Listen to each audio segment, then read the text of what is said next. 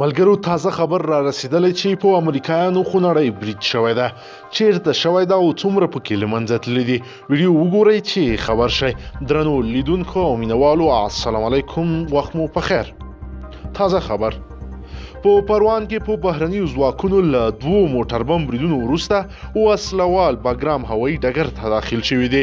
د پروان ولایت چارواکي وایي چې د باګرام هوایي ډګر ته نږدې پر بهرنیو ځواکونو له 2 موټر بم چاودنو وروسته وسلوال هوایي ډګر ته داخل شوي او جګړه روانه ده.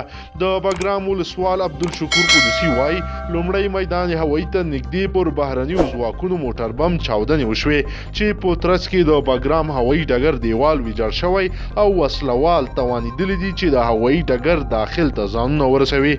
د قدسي په وینا دا مهال د میدان هوایي په داخل کې له بهرنیو ځواکونو سره د وسلوالو نښتې روانې دي.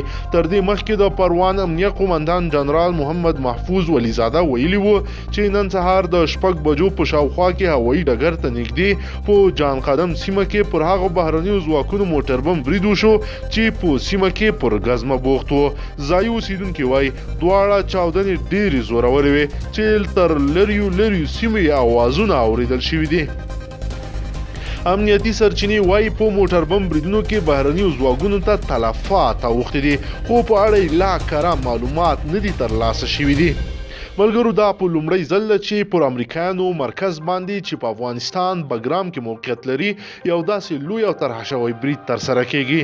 دقیقې شمیرې معلومې نه دي چې څومره پکې له منځه تللي او څومره نور زخمیان دي، خو یو بل تازه راپور وایي چې په دې برید کې افغانانو ته هم سخته مرژوبله اوښتې ده، خو تر اوسه پورې هیڅ معلومات نشته چې څومره مړه او څومره زخمیان دي.